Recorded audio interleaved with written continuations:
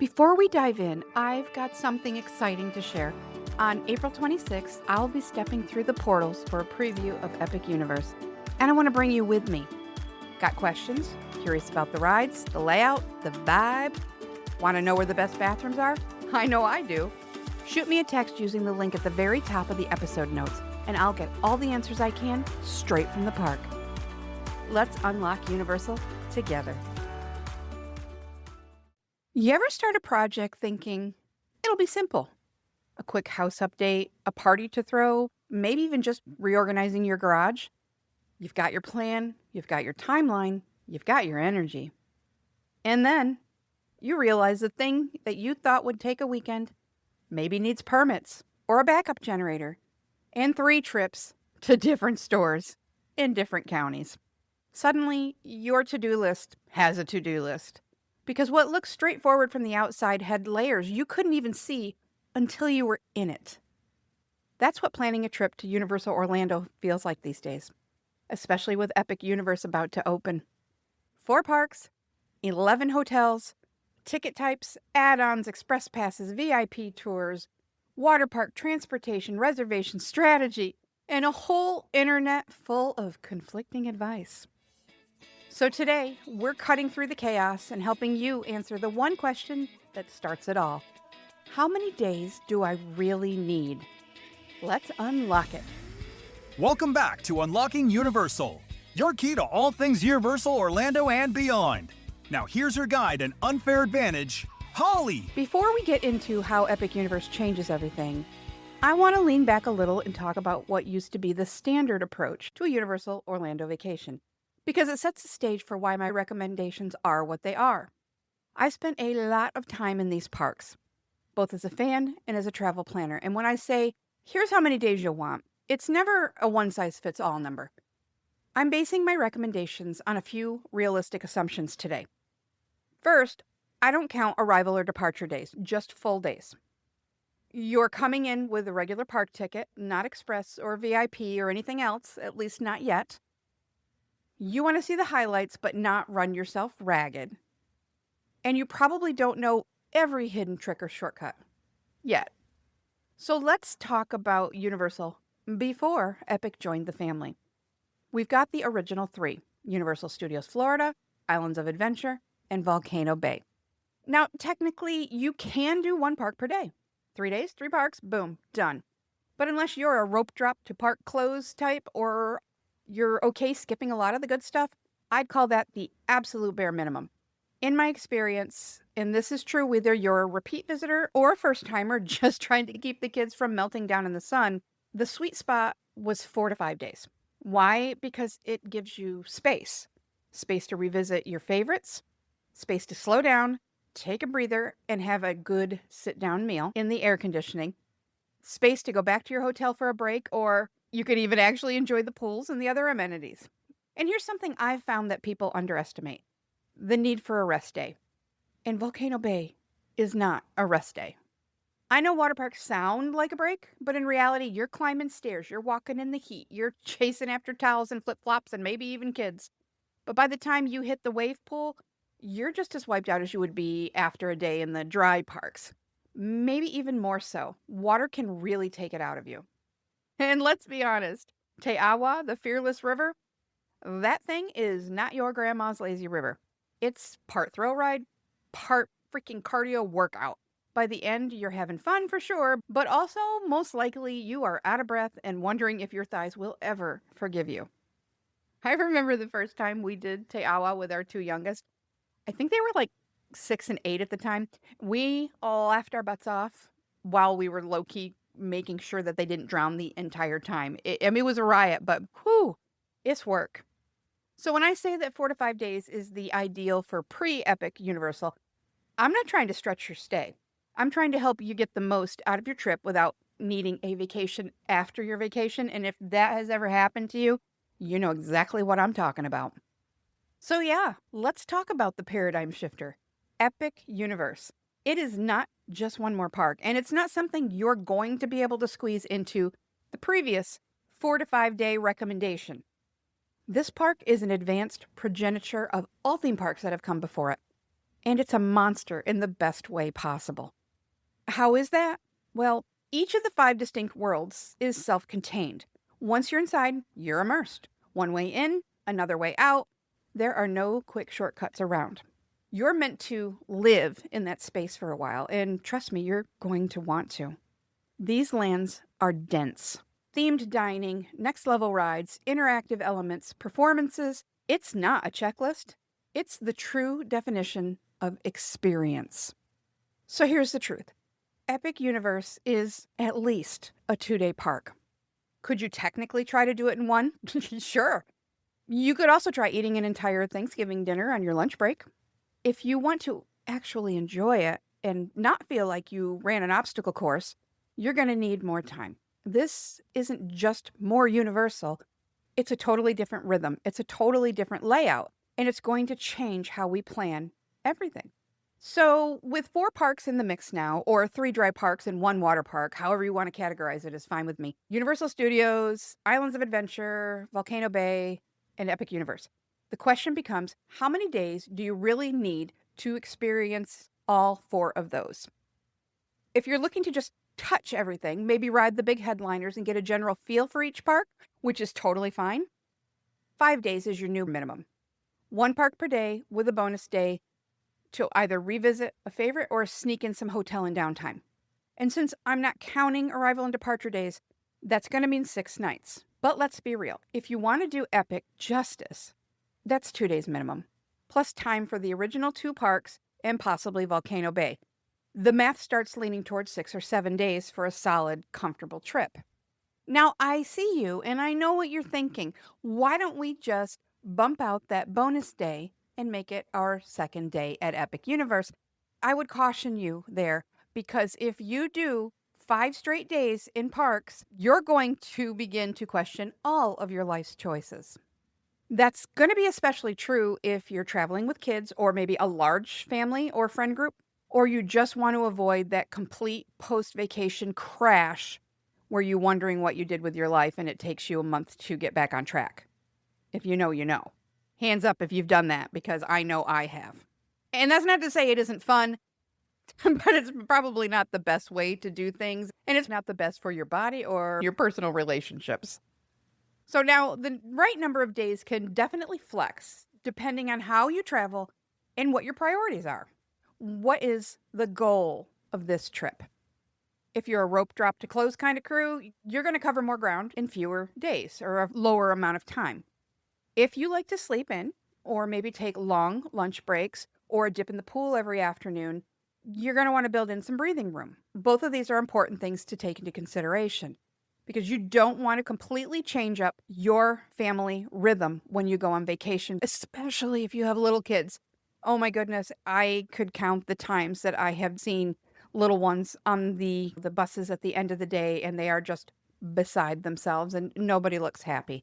When my two littlest were, they would have been 4 and just turning 6. We went to Walt Disney World to celebrate our oldest high school graduation, and we purposefully did half days with the little ones. They didn't get to see fireworks until we actually moved down here to Florida and we could see them from our balcony. But that was the best choice because we didn't get them overtired. We didn't mess up their schedules. They had the best time, and we had a good time because...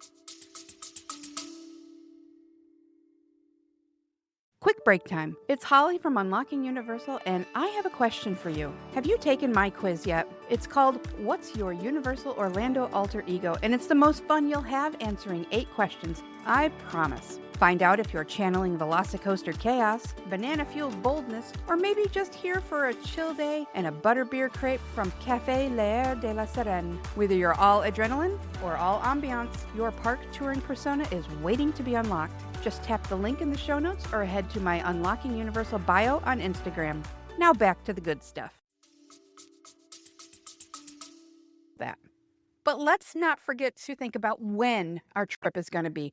Because if your schedule is such that it means you just simply can't avoid, say, major holidays, long weekends that are around smaller holidays, spring break, special events, and even some points in the summer, you're going to want extra time just to kind of absorb that volume in the crowds. On the flip side, if your schedule is more flexible and you're visiting during one of the sweet spots, or you're staying at a hotel that has Express Unlimited as a complimentary perk, your days are going to stretch further. Hear me now and believe me later. There's one thing that I really want to share with you in all seriousness. As someone who helps people plan these trips every day, underplanning the number of days is by far one of the most common regrets I hear post-trip. Not because they didn't have fun, but because they ran out of time. They had to skip something they really were excited about or wanted to revisit, or they just felt rushed the whole trip. So, no, that one guy on Facebook who said he did everything in 2 days with no plan, no express, and no sleep, this should not be your blueprint. Now, if you're looking for a little breathing room in your trip, there are two things that can massively shift how much you can do in a day. The first is Universal Express Pass. I like to call this the great equalizer because when you have Express, your time suddenly stretches. You're waiting less, you're riding more, you're gaining hours of flexibility you didn't even realize that you needed. There are two basic kinds, Express and Express Unlimited. Express lets you skip the regular queues one time per attraction, and Express Unlimited, you guessed it, lets you skip those lines as many times as you want. Whichever one you choose, Express Pass is going to save you hours of waiting each day. And the inside scoop is that if you stay at Volcano Bay, Hard Rock Hotel, or Royal Pacific, my OG3, your stay includes Express Unlimited for everyone in the room, for every day of park admission that you have. Keep in mind that even a standard room can accommodate 5 adults. These 3 resorts are part of Universal's Signature Collection, but it's important to know that not all Signature Collection hotels include Express. So that's why I gave a name to my OG3 so that we can keep them separate and it becomes a little less confusing. If the perk is important to you, make sure that you are looking at one of those OG3. Honestly, it's one of the best perks you're going to find at any theme park resort in Orlando. Not just because of the time savings, but because of what that time gives back to you. More time for repeat rides, more time to hop between parks, more time to actually enjoy your hotel. You know, the gorgeous one that you paid for and barely saw last time. And this is the part people often forget. More time to explore City Walk as well. Whether that's catching a movie, doing one of the escape rooms, or both the escape rooms, hitting mini golf, grabbing a drink at the seasonally rethemed Red Coconut Club, which is one of my favorite surprises. You're buying yourself time to breathe a little, to expand, to slow down, to enjoy. Now, you can purchase Express Pass separately, and when you book through a travel advisor like me, you'll have access to a bundle that is a much better value than buying it a la carte, and it's not available for purchase to the general public, but just know that it exists. In many cases, when you run the numbers, it's actually comparable or very often even less expensive to upgrade to one of the OG3 hotels that include it as a perk, especially when you're filling that room up because the price doesn't change whether you have 2 people in it or 5. And here's the bonus planning hack I love to whip out. You don't even have to commit your entire trip to one of these hotels to take advantage of the Express perk. If we book just one night, you're going to get Express Unlimited on both your check-in and check-out days. That's 2 full park days of line skipping power for one night's fee at one of the OG3. You don't have to pack up or change hotels. You don't have to see the inside of that room if you don't want to. It's all about what that little key card unlocks. This hack is especially helpful if staying at a signature hotel for the entire trip just isn't in the budget, but you still want to maximize your time. I've helped so many guests do this. It works like a charm, and then I look like a dang rock star. So now you know one of my secrets. And that brings me to the second strategy that can massively shift what you can do in a day.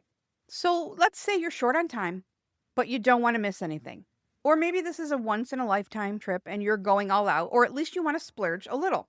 Or maybe you're like me and you just love the behind-the-scenes stuff.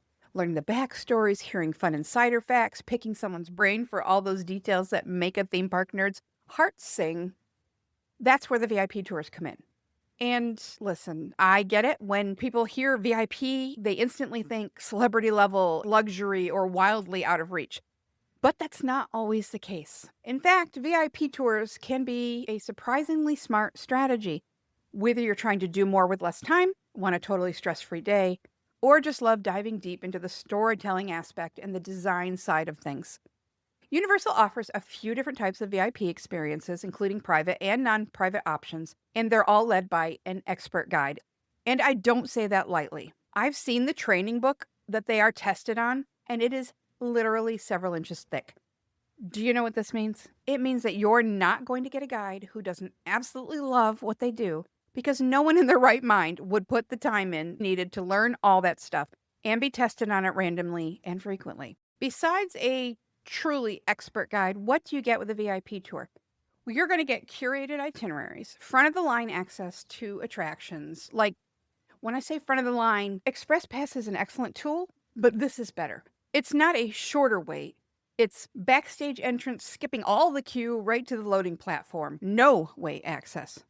You also get valet parking, a merch and dining discount for the entire day, use of Express Unlimited for the rest of the day, like when you're done with the tour, reserved seating for shows, backstage access.